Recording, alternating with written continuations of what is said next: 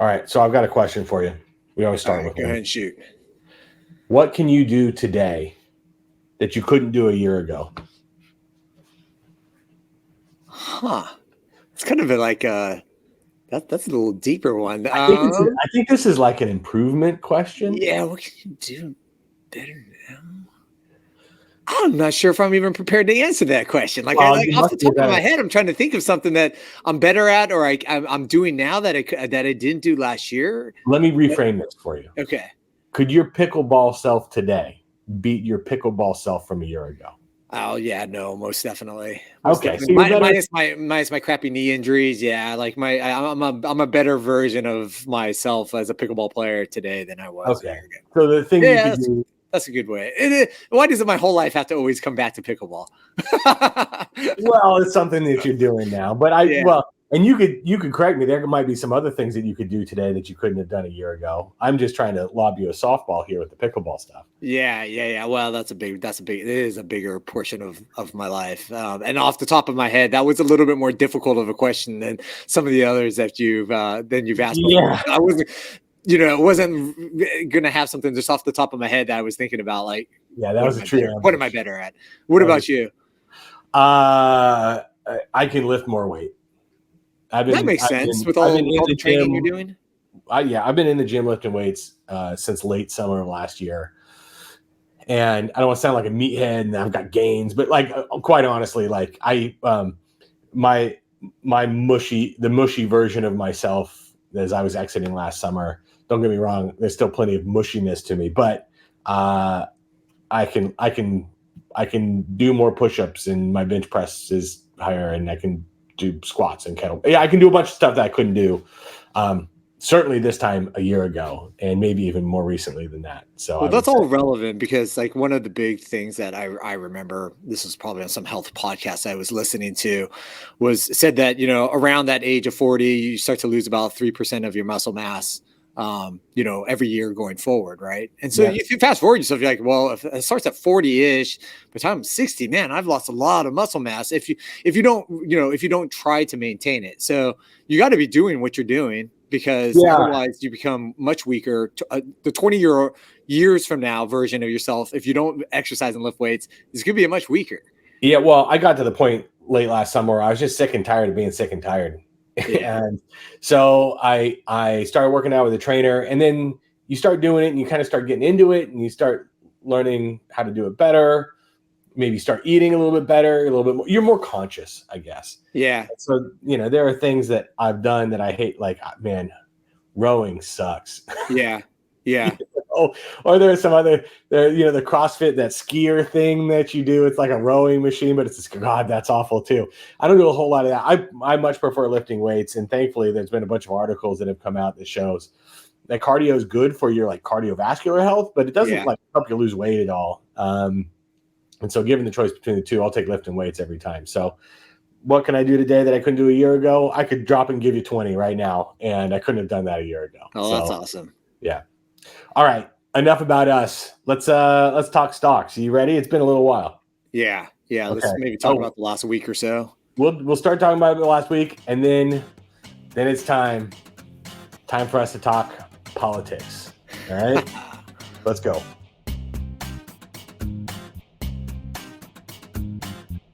Okay, let's dig in. Let's talk stocks in the last 5 days. We've been up and down, right? Not a whole. Overall, not a lot of movement. I mean, granted, a week is a pretty short period of time, but market's up, give or take about 1%, depending on what indice you're looking at. Yeah, let me pop this out and I'll share my screen here so we can kind of see what we're looking at. Markets. We're recording this after markets have closed on Wednesday the 13th. But I would say there's a lot of up and down, trying to figure out, there's been a lot of economic data, I think, that's had everybody's interest. Let me get this up here. So we're looking at the Dow, S&P, small caps, and NASDAQ. And, overall, S&P up a little bit more than 1%, Dow about 1%, NASDAQ less. I look at this and I see a fair amount of volatility because a few days ago we were doing better. A lot hinging on what's going on with interest rates, what's going on with the Fed telegraphing. We talk about this ad nauseum. There's some worry about valuations. How are markets at a high? Can this be sustained? And the inflation report came out as well this week. Right, the inflation report came out this week, being digested by market. It's almost as if we spent January and February with this huge. Well, we started the year with kind of a hangover from the run that we were on last year. You get into we are break even or a little bit better than that in the S&P 500 as we finished out January. February is fantastic, and frankly, March has been okay as well. I mean, here's the month, right? So we're looking it's at up. all It's of up March. for the first couple weeks. Right. And so March has been good. It's just now we're getting to the end of the quarter. Markets are trying to figure out maybe where we're headed for the second quarter and beyond. If we're to add in bonds here, which is the green, bonds have even been positive here for March. So it hasn't been a bad month. And, we look year to date, bonds are still down. But if I had told you that the S&P 500 was going to be north of 8% as you got to the back half of March, I think you would have been thrilled, right, Ryan? Yeah, and we could even compare this to last year. Like, this has been a pretty smooth ride, as you mentioned. It's kind of a continuation of the last 2 months of last year. Markets were moving upwards. First 2.5 months of this year, markets continued to pretty smoothly go upwards. Versus like last year, we had a great January followed by giving it all back in February. Right. And so it was actually a much more wild ride last year. So this is kind of a nice move upwards. Again, not to be a downer here, but obviously we can't keep up at this pace for the remainder portion of the year. No, the question that's is not reasonable to think either. Yeah, is some of this going to be given back, or do we just take a breather? Are rate cuts priced in already? Are they not? It's hard to say. No recession, right? There's still some things that are out there that we will have to maybe contend with. Yeah, if there's a positive, it's that breadth has gotten better, meaning, a lot of the run that we had been on early in this run had been concentrated just at the high end with the mega cap tech stocks.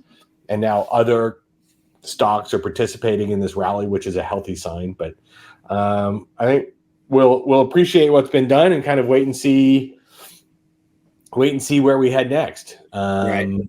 Without a crystal ball, it's hard to say at this point. All right.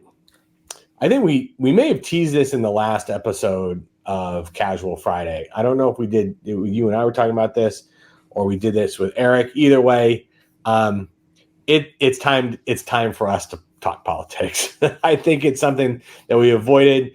Both the Republican and Democratic candidates, Trump and Biden, have essentially clinched their primaries. Now we have two guys who are older. That's no secret. And anything can happen between now and election day. But for now, knowing what we know, it looks like it's a rematch of the last presidential election, which has people on edge, right? There are very defined ideas of who should win. I know when I talk to clients, it is either or. You don't need to talk with somebody very long to find out where they stand on things, right? Sure.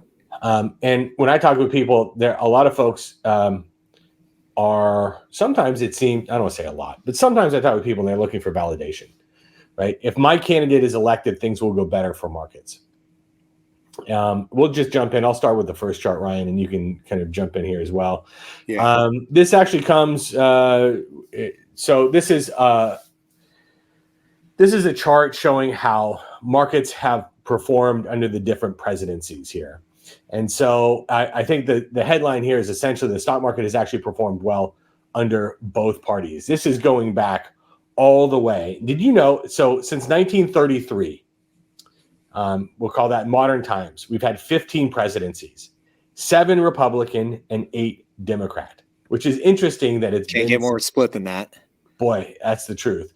Now, don't get me wrong. In between, in the 30s, 40s, and 50s, you have FDR and Truman, right? That's a pretty long stretch. Reagan and Bush was a pretty long stretch in the 80s, or all through the 80s and into the 90s. So we've had big stretches, but you can see here pretty reliably, markets have performed well. No one candidate, no one party killed the stock market. And I would say if there was a poor performer here, it was probably George W. Bush. Second, yeah. Well, he came in right as the tech bubble was starting to burst, and he was leaving right as the Great Recession, Great Financial Crisis was starting to kick in. In fact, on his way out, you can see right here, kind of at the end of his presidency, fell off the edge of the cliff. Exactly. Yeah, I mean, his is probably one of the more unique ones, I suppose, because you said the market was already coming down, right? Because of the .com was well overheated, and then we had 9/11, right? And then you had then the following year in 2002 you had Enron, right? It was a bunch of weird, one-off type incidences that were happening at that time. Yeah, and you take over a little bit from your predecessor, and so like Obama's run, really what it speaks to is business cycles, and we'll get into that in a second. But Obama's run started at a historic low, so it almost could only go up from where he took over. You can see the run under Clinton. Bush didn't engineer a tech bubble. He was coming in after a decade of tech growth and really low interest rates. Right. So, and that's not to blame Clinton necessarily either. I'm just saying, there is more cooking here, and our economy is more than just one person. And our economy, and in turn, business and how business conducts itself and how stocks do is more than just one person. Let's take a look at the next slide, because I mentioned that the business cycle matters more.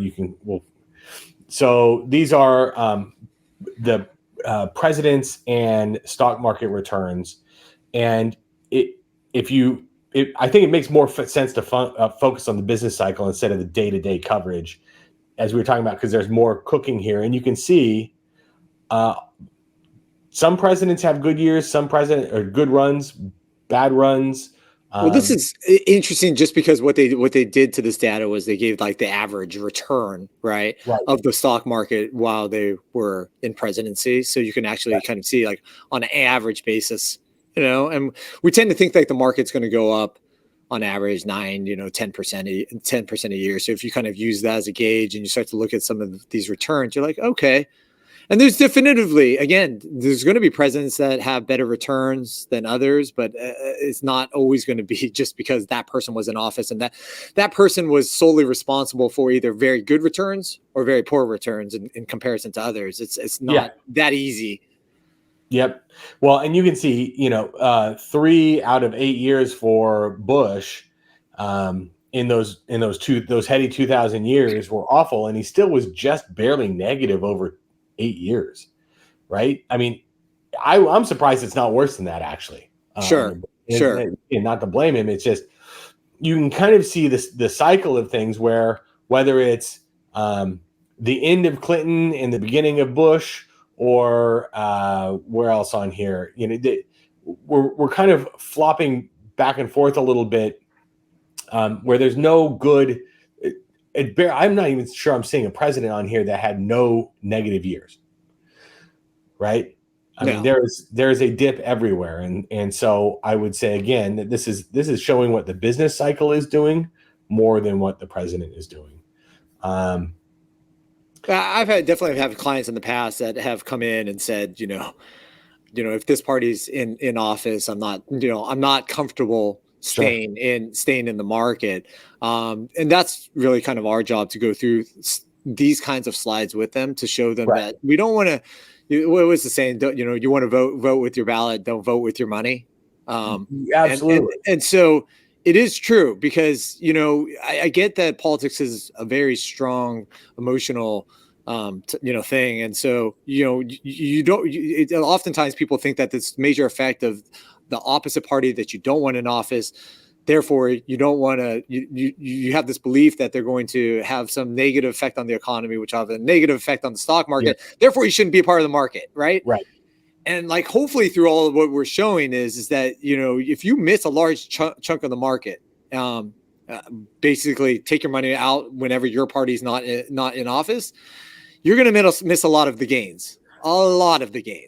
Yeah. I mean, what matters to us as citizens is different than what matters to us as investors. And investors are rank capitalists just tell me who's in there so I can proceed accordingly. And so, yes, there are societal things at play, as we vote for presidents and Congress people and even your local dog catcher. But it doesn't mean your investments should be the guiding factor here. In fact, this, as we're seeing right here, it shows that your investments maybe should be the least of your factors that you're contemplating. I think our last slide here is showing really that returns from the stock market are positive regardless of who is in office.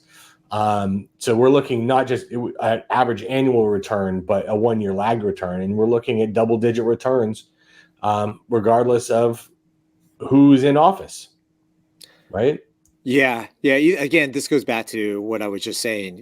Either if you were to take your money out, you're giving up either, double-digit returns for Right. long periods of time over the scheme of history, the stock Yep. market, right? And so you don't want to do that. I think that my guess is, they show a 1 year lagged return mostly because you got to assume the first year's return of a presidency, you probably is not really anything they would have been responsible for anyways, right? You can't, just because the first day you stepped in office, you're actually not making any changes anytime soon for your policies, which would have an effect on or you get a lot done you got the first 100 days that are getting things done. Keep in mind also, this is going back to 1933.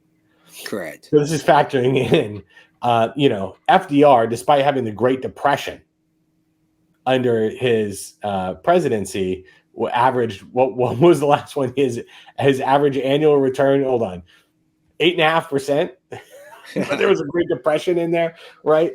I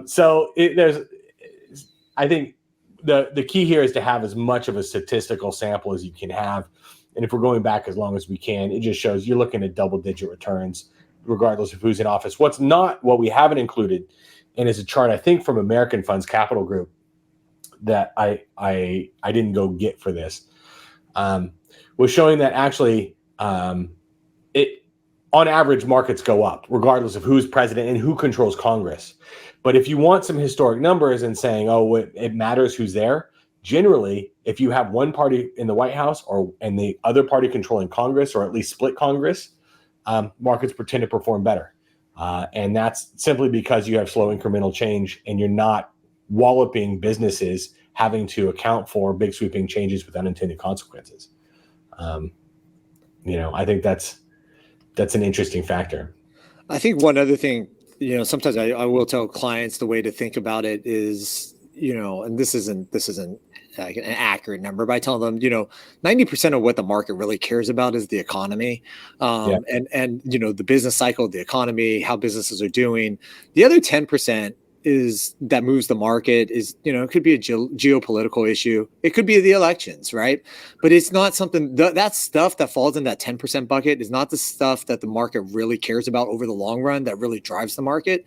And again, the elections fall in that 10% bucket. Like, if the economy is going to do well, that's the thing that's going to drive these markets going forward, not who's in office. Think about that. I don't want to use names because I don't want to get in trouble with compliance, but there's a big company that sells a lot of coffee.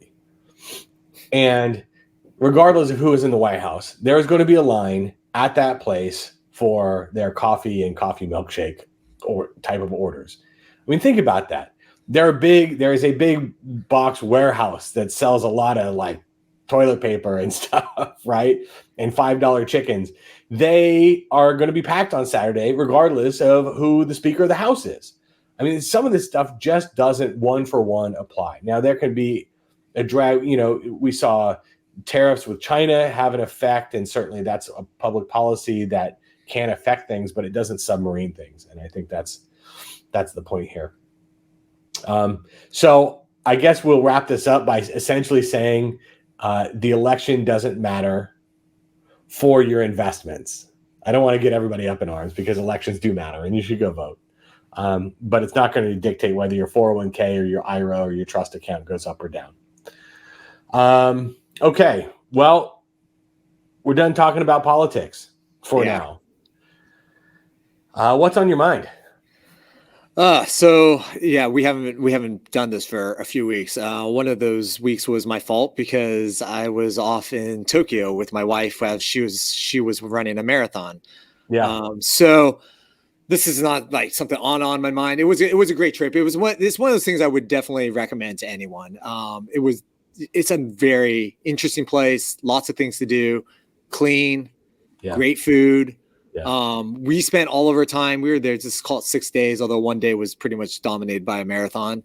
yeah. But we definitely can go back to just Tokyo and spend a lot more time there. I felt like we went around the city to different areas, and even then, I felt like I could go back to some of those areas and like do a lot more things and see a lot of new things that I missed. So overall, like a good trip, not really too bad in terms of travel time too. About a little less than 10 hours, 45 minutes to get there, and less than 10 hours to get back. So That's awesome because it's like as it close took as me any. more it took me more than 10 hours to get to Fresno from Florida yesterday. So I'd rather be in Tokyo than Fort Myers. I'll tell you Yeah, that. yeah. So, Um, so overall, like I said, it's one of those trips that I would recommend to anyone. Visit Tokyo. It's I've known quite a few people that have gone. Everyone had very high remarks for it. I would fall in that camp as well. Say it's definitely one of those places that people should put on the list. add it to their list. Well, I will Yeah. absolutely add it to my list. The way you talked about it sounds like it was an awesome trip. Is your wife going to continue running marathons? Because every time she runs one, you tell me she's done. Yeah, so she has the New York Marathon in November, so she's already in that. And then to those that don't follow like the marathon community, there's something called the majors, and so like the majors are Boston, Chicago, New York, Tokyo, Berlin, and London. Okay. So she has done after this year. The only things that would be left will be Berlin and London.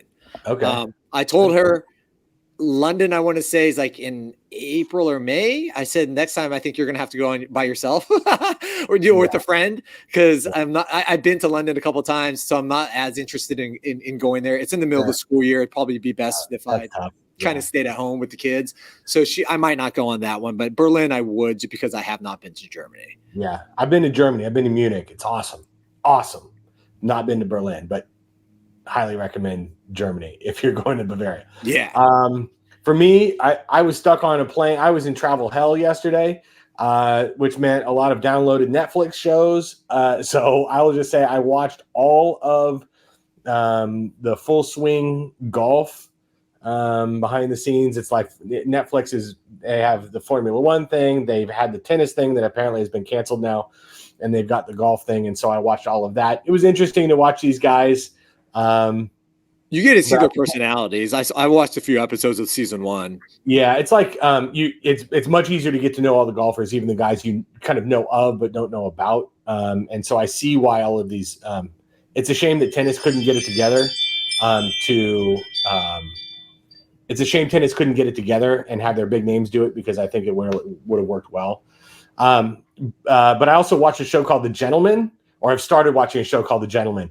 It's awesome. It's the guy who did Snatch and Two Lock Stock Oh Smoking yeah. Okay. Girls. Okay. So it's they're in England and it's a bunch of scoundrels and it's a really fun Is show. this a brand new show? It's brand new. Okay. Yeah, So I season definitely would one. recommend. And if you're looking for something else, if you really want this like spy stuff, Mr. and Mrs. Smith on Amazon I is heard that also was good too. it is very cool. I'm not done with that, but it's a very cool one. That's also. impressive that you're watching 3 different shows on one trip back from Florida. That tells you all you need to know about my trip. Yeah. So, all right, Ryan, we'll leave it there. We'll do this again in a couple weeks, and I'll be interested to see how the second quarter of the year starts. Sounds good. All right, talk to you then. Bye.